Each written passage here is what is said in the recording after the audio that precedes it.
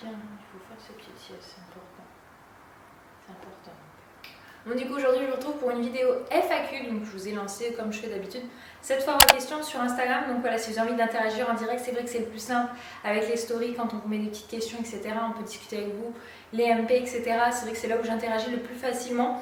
Donc n'hésitez pas, ça me fera très plaisir d'échanger avec vous là-bas. Sinon vous êtes toujours les bienvenus ici, c'est avec grand plaisir. Alors je vais prendre dans l'ordre dans lequel je les ai enregistrés, donc ça va parler de tout et n'importe quoi. Donc la première, qui a été une des plus posées: aimerais-tu dans l'avenir avoir un 4e enfant avec Anto? Donc elle a été formulée de différentes manières, mais c'est toujours été cette question de voilà, penses-tu avoir tous tes enfants, ou penses-tu peut-être dans le temps avoir un 4e? Très sincèrement, je ne pense pas. Je connais quelques familles avec 4 enfants et je les admire énormément. C'est vraiment quelque chose qui, moi, est une limite où je me dis waouh, je me sentirais pas. Je me sentirais vraiment pas cette capacité. Et même dans comment j'ai voulu avec Abigail, je sens que vraiment, je me sens complète. Après, ne jamais dire jamais, parce que je ne pensais vraiment pas me sentir d'avoir un 3e enfant. Et en fait, c'est vrai que ce sentiment de... J'avais l'impression qu'il me manquait un enfant était là. Donc du coup, et même avec le recul, je me rends compte que quand j'avais Lily Rose, au tout début, je me disais « Oh, c'est les dernières fois, oh, ces dernières fois ceci, ces dernières fois cela ». Vous voyez, genre... comme un remords, me dire oh, c'est dommage que ce soit la dernière fois. En fait, au final, avec le recul, je me rends compte que j'ai réussi à me séparer de rien du tout quand j'avais eu Lily Rose.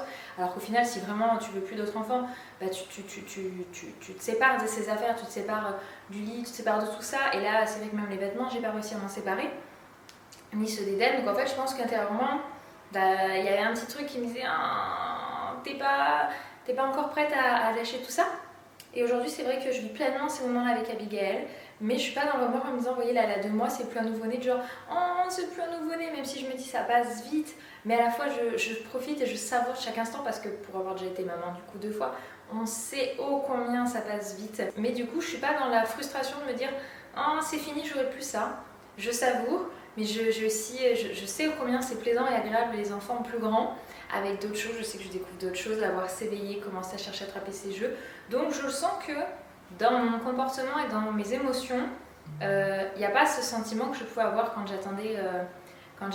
j'étais avec Lily Rose, où je me sentais au final, en fait, j'allais y retourner. En fait, en fait, sans le savoir, mon corps et mes émotions me disaient que j'allais avoir envie d'y retourner. Là, je sens que non, donc je ne pense pas. Seconde question, Abigail a-t-elle plusieurs prénoms? Si oui, lesquels? Oui, elle a 2 prénoms, tous mes enfants. Non, il n'y a qu'Eden qui en a 3. Abigail, en second prénom, c'est Marie. Marie pour ma sœur qui s'appelle Marie. Et pour les 2 grands-mères d'Anthony, parce qu'on n'a pas rendu hommage, il y en a une qui s'appelle Marie-Laure. Donc du coup, moi et ma sœur s'appelons Marie et Laure, donc du coup, ça reprend le mari. Et la mère de la mère d'Anthony, donc sa grand-mère maternelle, s'appelait Élise, mais s'est toujours fait appeler Marie depuis tout le temps, enfin toute petite. Elle n'est plus de ce monde aujourd'hui. Par contre, en revanche, notre grand-mère Marie-Laure est toujours de ce monde, donc mes enfants ont encore une arrière-grand-mère, donc ça c'est quelque chose de beau. Et du coup, ça a été assez symbolique. En fait, c'était aussi une façon de rendre hommage de l'autre côté de la famille d'Anthony, parce qu'il faut être équitable dans la vie. Donc voilà, donc elle s'appelle Abigail, Marie. Ensuite, 3e question. As-tu trouvé ton organisation? A-t-elle beaucoup changé avec l'arrivée de Baby? Alors du coup, je l'ai dit en story, mais je vous le redis ici. Je ferai vraiment une vidéo autour de mon organisation, de comment j'ai vécu le passage de 2 à 3 et de la gestion de mon quotidien de 2 à 3 enfants. Abigail ira à la crèche ou chez la nourrice ou restera avec toi cet automne? Alors cet automne, elle restera avec moi, clairement. Je ne pense pas la faire garder avant ses 1 an. La faire garder, c'est un bien grand mot. Elle pourrait aller passer des après-midi avec sa grand-mère, mais j'ai beaucoup de mal à lâcher mes enfants. Je me suis fait le choix d'être depuis la maison avant tout pour ça, pour pouvoir être auprès de mes enfants. Après, j'adore ce que je fais et j'ai besoin de me sentir accomplie en tant que femme et pas uniquement en tant que mère. Donc tout va dépendre de comment sont les besoins d'Abigail. Voilà, on ne peut pas travailler et s'occuper pleinement d'un enfant comme il faut ou d'un certain âge. Et donc je sais qu'à l'âge qu'Abigail, à peu près jusqu'à 1 an, j'imagine la garder avec moi. Et après la faire garder peut-être en crèche, je pense plus en crèche ou avec ma belle-mère à ce moment-là de nouveau si elle est disponible. À partir du moment où on approchera des 1 an, des demi-journées par-ci par-là, pour certaines périodes de rush niveau boulot que je ne peux pas faire en temps de sieste, ça dépend si elle fait des siestes. Parce que je me suis organisée au niveau travail, j'ai quelqu'un qui bosse en temps plein avec moi. Et du coup, en fait, ça me permet de me dégager 35 heures. Parce que même si je sais qu'on ne se rend pas compte du temps de travail, du nombre d'heures que représente mon métier, je sais que les gens n'aiment pas ce terme, mais mon métier. Donc voilà, tout ça verra que pour le moment, en tout cas l'automne, non. Mais d'ici printemps prochain, on verra comment est son rythme, ses besoins, et en fonction, on avisera. Question suivante. Trouves-tu cet allaitement différent des précédents? Veux-tu allaiter un temps précis? Et donc j'ai repris la même chose qui était ton désir de durée d'allaitement. Donc on parle aussi de durée d'allaitement. Je l'ai tourné cette vidéo, donc elle sera, au moment où vous voyez celle-ci, elle sera déjà en ligne, celle de l'allaitement. Parce que du coup elle aurait été la semaine d'avant. Oui, différent parce que les 2 premiers, je n'ai pu les allaiter qu'un mois, ça a été difficile. De même pouvoir tenir jusqu'à 1 mois. Lily Rose était intolérante au lactose et j'étais mal informée. Et en fait, elle régurgitait. Quand on lui avait donné des biberons lait de riz, elle vomissait plus du tout. Elle vomissait complètement. Quand elle prenait au sein derrière, elle vomissait. J'avais beau la garder 1 heure droite, elle vomissait. Ça a été compliqué, ça m'a beaucoup travaillé. J'avais pas assez confiance en mon corps pour me dire que j'arriverais à nourrir mon enfant. Eden, il a fait ses nuits très très tôt et du coup, en fait, il ne me sollicitait pas assez. Et du coup, ma fabrication de lait a...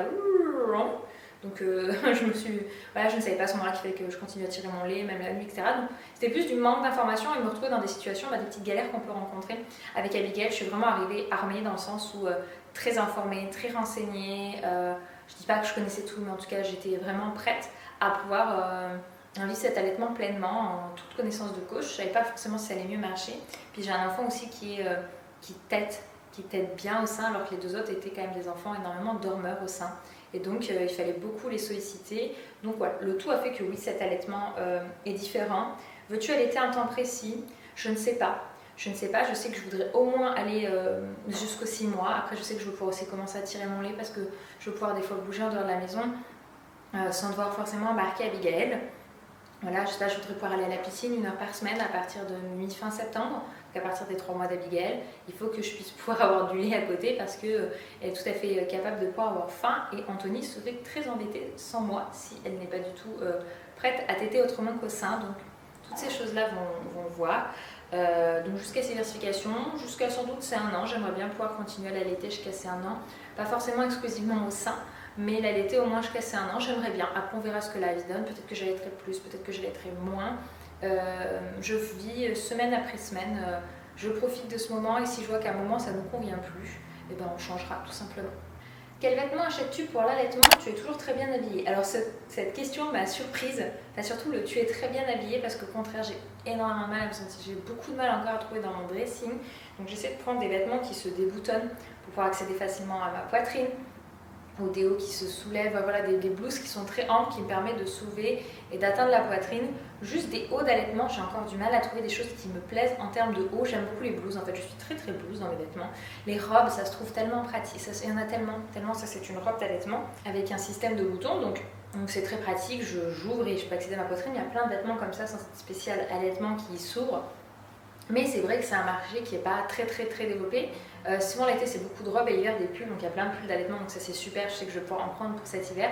Mais l'entre-deux de mi-saison, j'ai du mal à trouver des choses qui moi me plaisent. Comment se passe la relation entre tes 2 grands et la petite dernière? Eh bien elle se passe très bien et j'en suis très contente. C'est vrai que j'étais très observatrice et très attentive sur cela, parce que les 2 premiers sont très complices, très proches, ils ont 2 ans d'écart, mais Lily Rose étant très dégourdie, on ressent beaucoup moins que 2 ans d'écart entre les 2.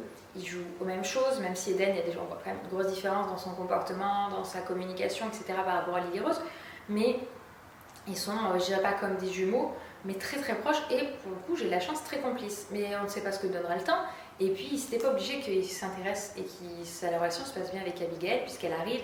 Eden a déjà 5 ans et demi et Lily Rose a 3 ans. Ils ont déjà bien leur rythme tous les deux, donc ça aurait pu ne pas être aussi bien que les 2 premiers. Donc c'était un petit peu mon appréhension.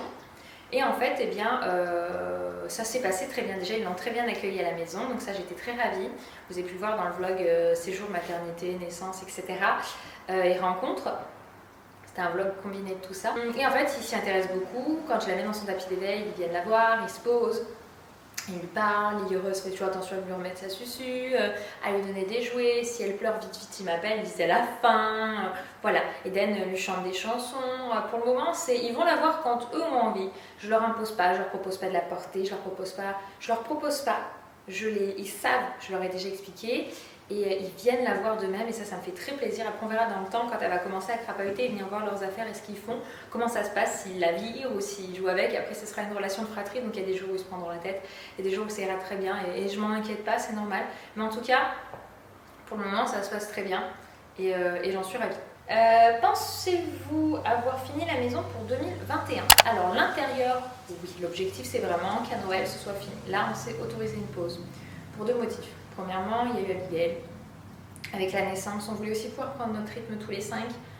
Anthony, ça fait 1 an qu'il est dans les travaux tous les jours, enfin tous les jours, quasiment. Il y a très peu de fois où il s'est pris une journée où on n'a pas fait de travaux, c'est vraiment si on bougeait ou si on recevait beaucoup de monde, où là du coup il bloquait, il ne pouvait pas faire les travaux quoi. Lui avait besoin d'une pause parce qu'il ne pouvait plus voir à un moment les travaux comme ça, il avait besoin aussi de faire une coupure avec ça, et puis il fallait qu'on prenne notre rythme à 5, donc ça c'était la première. Et deuxièmement, nous avons hébergé une amie avec sa fille à la maison pendant 1 mois et demi, donc Abigail avait 1 semaine et on a hébergé une amie à la maison pendant quelques semaines. Là, mi-août, du coup, on ne l'héberge plus, voilà. Les raisons ne nous regardent que nous, mais du coup, là, j'ai hébergé une amie à la maison. Et donc, là où on devait reprendre les travaux, ça a été la pièce qu'on lui a laissée pour dormir avec la puce. Et donc, en fait, ça a fait aussi qu'on n'allait pas, en étant à 7 à la maison, parce que du coup, au lieu d'être 5, on était 7, se lancer dans les travaux, parce que ça fait du bruit, parce que ça fait de la poussière. Et je préfère que les enfants soient retournés à l'école quand Anto va reprendre les travaux, parce qu'on a fait quelques mois avec les enfants les travaux à la maison, parce qu'il fallait que ça avance. Et c'est pas confort pour eux, c'est pas confort le bruit, tout ça. Donc on verra avec Abigail comment on va gérer en fonction du bruit, parce qu'elle sera là. Donc suivant comment elle le supporte. De toute façon, il faudra quand même que les choses reprennent. Mais déjà, au moins, les 2 grands ne le vivront moins, parce que le subiront pas. Et ça, pour nous, c'est très important, c'est que nos choix de vie, comme le choix de vivre dans les travaux, on ne veut pas le faire subir à nos enfants. On veut que pour eux, les choses soient le plus fluide et le plus naturel possible. Voilà un petit peu. Donc oui, l'intérieur, par contre, l'extérieur, non, ne sera pas fini pour 2021. Il y a pas mal de choses qu'on aimerait faire dehors. Il faut aussi du budget.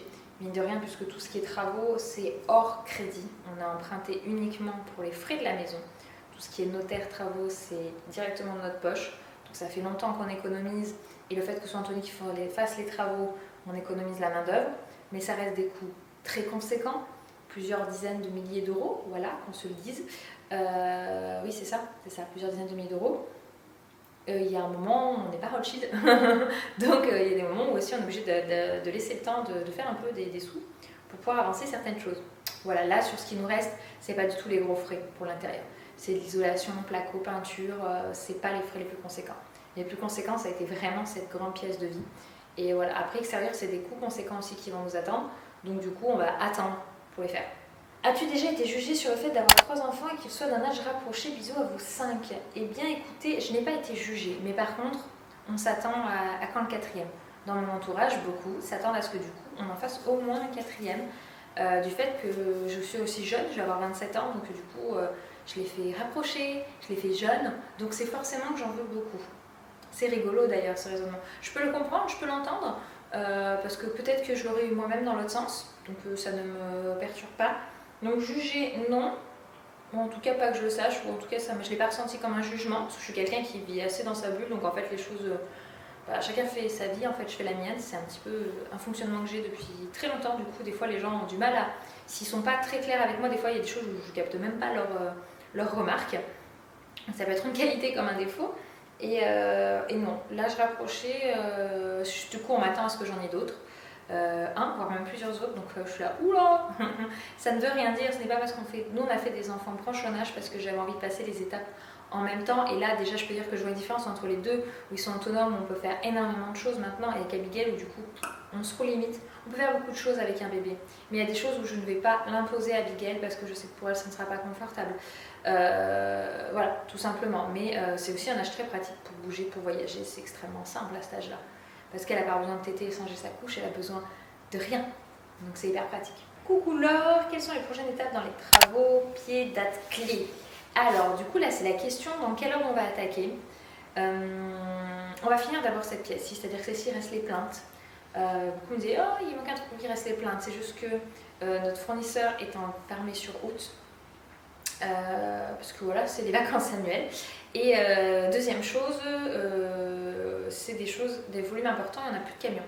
Donc il faut qu'on fasse une grosse commande fournisseur, qu'on loue un camion et qu'on récupère, qu'on demande à quelqu'un de nous aider parce que les plaques de placo, clairement, je vais en yèche contre un mur pour parler poliment, pour l'aider à les porter. Donc il faut qu'on arrive à avoir quelqu'un, et son petit frère s'est gentiment proposé, donc il faut qu'on arrive à caler tout ça en termes de date je crois qu'ils reviennent semaine prochaine, donc dernière semaine d'août, c'est ça, ils reviennent pour vous. Du coup, cette vidéo sera pas encore en ligne, mais dernière semaine d'août, ils reviennent, mais les 3 premières semaines d'août, ils sont fermés. Et du coup, on va faire juste les plaintes ici. Et je pense que je m'occuperai moi des étagères. La question, ça va être où est-ce qu'on fait d'abord la chambre de Lily Rose en haut, ce qui va faire qu'en gros, fin septembre, elle devrait être faite, si on commence par ça. Ou finir avec le bas, où il reste la chaufferie à juste finir de plaquer un mur et plaquer le couloir avec la porte et plaquer, isoler la pièce du fond où il y a 2 murs à faire. Donc c'est beaucoup plus rapide. Je pense que si on attaque par le bas, mi-octobre, fin octobre, ça c'est fait. Et c'est-à-dire qu'après on attaque la chambre de Lily Rose. Donc je pense qu'il serait plus cohérent de faire la chambre de Lily Rose pour fin septembre, pour que fin novembre le bas soit fini et il reste à ce moment-là uniquement la salle de bain du haut à faire, qui va être un budget un peu plus conséquent. C'est pour ça qu'on le met en dernier, ça nous laisse le temps de remettre un peu des sous de côté, parce que c'est la salle de bain des années 20, dans des années 60, donc vraiment bleu, etc. Elle n'est pas belle, mais par contre elle est bien organisée. Une baignoire, on a un grand placard et un évier. Donc à ce moment-là, on refera la salle de bain sur le mois de décembre ou plus tard. Mais la grosse date clé, c'est Noël fini. Et idéalement, fin septembre pour Lily Rose, qu'elle ait sa propre chambre. Comment envisages-tu la vie dans 10 ans et quel avenir vois-tu pour tes enfants? Alors, pour l'avenir pour mes enfants, j'espère tout ce que je peux leur souhaiter, c'est d'être heureux dans leur vie, quels que soient les choix qu'ils fassent, qu'ils font, qu'ils feront, professionnellement, personnellement, relationnellement. J'espère toujours pouvoir être dans leur vie et pouvoir être présente en tant que mère. Voilà, dans 10 ans, pour eux, ils n'en seront pas bien vieux. Hein. Eden aura 15 ans, Lily 13 et Abby, elle en aura 10. Donc on sera en plein dans l'ado. Donc je pense que ça va être la période la plus cool et la plus fun. Non, franchement, j'apprends pas trop cette période. Je pense qu'il faut arriver à les accompagner sans être trop imposant. Enfin, c'est pas simple de trouver l'équilibre à ce moment-là. Je le sais, ayant été ado et en voyant des amis avec des ados. Voilà, donc on verra à ce moment-là. Comment envisages-tu ta vie dans 10 ans? J'espère qu'on sera toujours tous les 5. Que la vie ne nous aura pas séparés d'une manière ou d'une autre. Pareil, mais avec des souvenirs en plus. On aura toujours notre chez nous, que ce soit ici ou ailleurs, on verra là où la vie nous mène. Et professionnellement, j'espère que je serai toujours épanouie dans ce job ou dans un autre. Voilà, et qu'on aura toujours cette chance de pouvoir rester autant ensemble avec Anthony. C'est vrai que pour nous, c'est une vraie chance, c'est une vraie richesse d'être tout le temps ensemble. C'est quelque chose qui nous convient tous les deux. Et peut-être que l'un de nous deux reprendra un boulot en extérieur de la maison. Et ça nous conviendra tout autant. Je pense que l'essentiel, c'est d'être heureux. Et c'est vraiment ce que je nous souhaite. Voilà du coup pour cette vidéo FAQ qui aura été très longue. Mais du coup, j'ai vraiment pas divisé les questions. J'ai préféré répondre un petit peu à tout. Je suis désolée si j'ai pas pioché votre question. J'en ai fait déjà beaucoup. Et puis à l'occasion, dans quelques mois, j'en ferai une. Pourquoi pas autour de Noël ou début d'année prochaine. On verra quand il y aura peut-être un peu de nouveauté dans notre vie. Je vous fais des bisous. Merci d'avoir regardé cette vidéo et à très bientôt. Ciao.